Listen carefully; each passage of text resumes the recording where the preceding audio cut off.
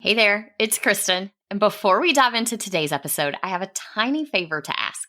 I'm planning some exciting stuff this year for the podcast and my courses, and I would really love your input. I put together a super quick survey. It's mostly multiple choice and shouldn't take you more than a few minutes. Your feedback will directly shape the content I create this year, so I can make sure it's exactly what you need to thrive in your business without the hustle. Because I know your time is precious, everyone who completes the survey gets entered into a giveaway where 2 lucky winners will get a $50 gift card to Amazon or Target, your choice. It's just a little thank you for helping me make this year on the show the best yet. Head over to kristendoyle.co/survey, or you can find the link in the show notes. The giveaway ends on April 14th, so don't wait too long. Hey TPT sellers, ready to see growth in your business? You're in the right place. Welcome to the Savvy Teacher Seller. I'm Kristen Doyle, and I'm here to give you no-fluff tools and strategies that will really make an impact on your sales. Let's get started, y'all. Hey y'all, thank you so much for joining me for today's episode. As a TPT seller, we sometimes wonder if it's time to update products that have been in our store for a while.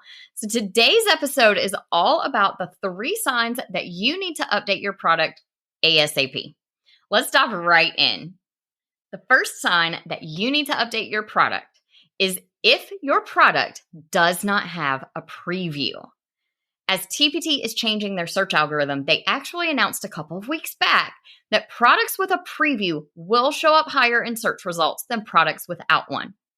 This means every paid product in your store needs to have a preview, even if it's just a one-page activity.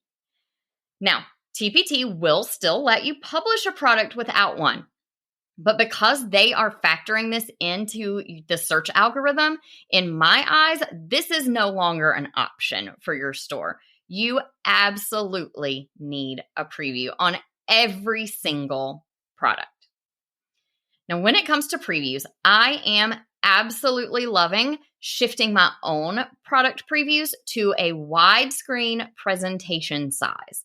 And the reason for this is because the way that the previews are displayed on TPT, if you use a portrait orientation or a square shape, your buyers are only going to be able to see the top half or the top third of the preview page at a time. And so they'll have to scroll down. Often what this means is that they can't see the entire image that you've put on the page, or they have to scroll down to read the rest of the text. And that is just not a great buyer experience. So I recommend using a widescreen presentation size because then the entire slide is showing on the preview window at one time. And if you're wondering how this looks on mobile, it actually works out perfectly fine on mobile as well because it will show them multiple pages on the screen at once. Personally, I create my previews in Canva, and so I just use their presentation size design when I am creating those. In your preview, make sure that you are showing off your product. This is a really good chance for you to give buyers a deeper look at what is in the product that they're about to purchase and to show and tell what they're going to be getting. See, the description is just our spot to be able to tell them what's included. And so many times it would be easier for buyers to understand the things that are included if they could see images alongside that information.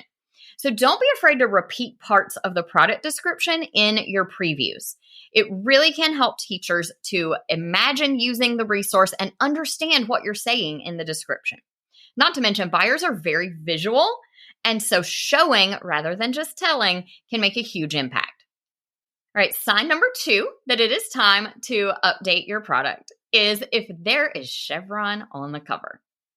Okay, I'm just kidding.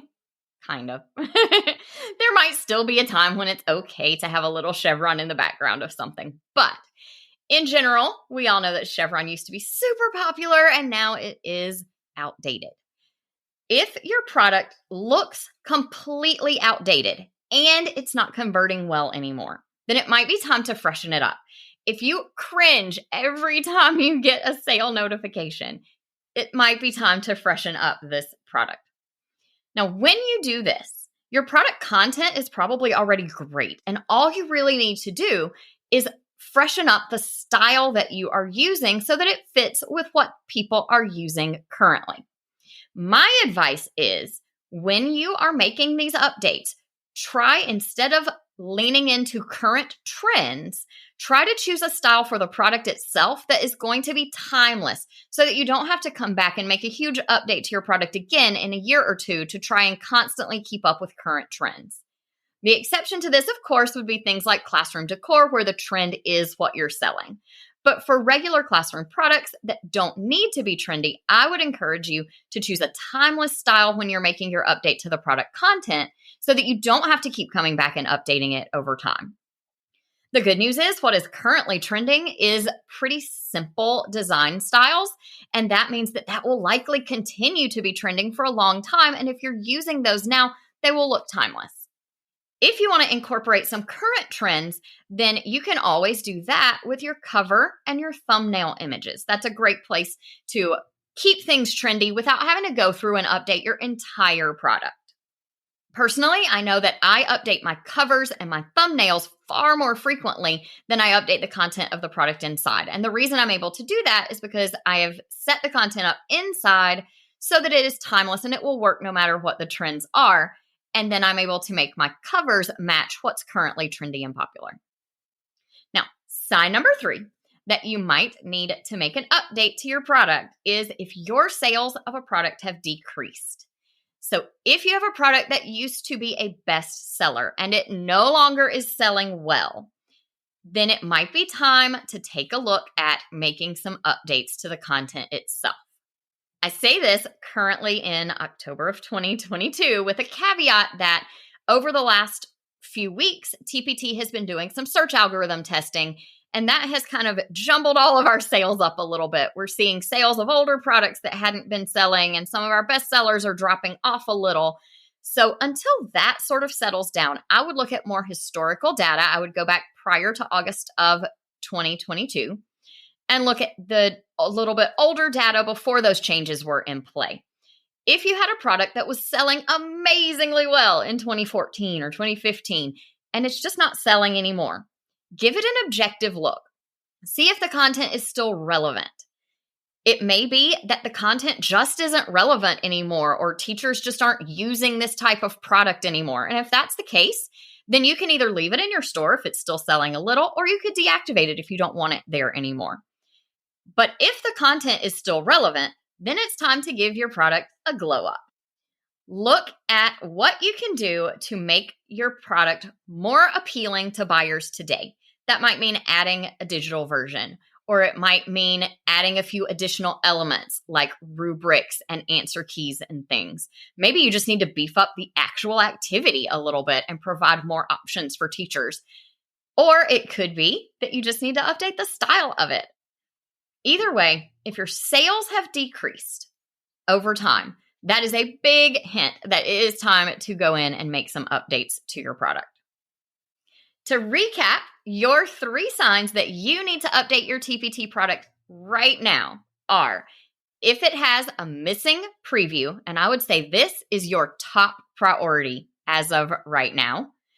If it is using some trends that have gotten out of date and it just no longer looks current, then you would want to take a look at updating it. And your third sign is that your sales have decreased. So if you're missing a preview, if you have outdated trends in your product, or if your sales are decreasing, you want to go in and take a look at that product and make some updates so that you can get it to start selling again. Now, your action step for today's episode is to identify at least one product that needs updating and work on updating it. I would love for you to share it with me on Instagram if you do.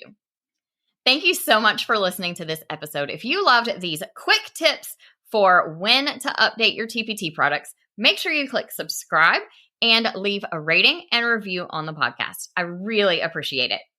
Thanks for listening, and I'll talk to you soon.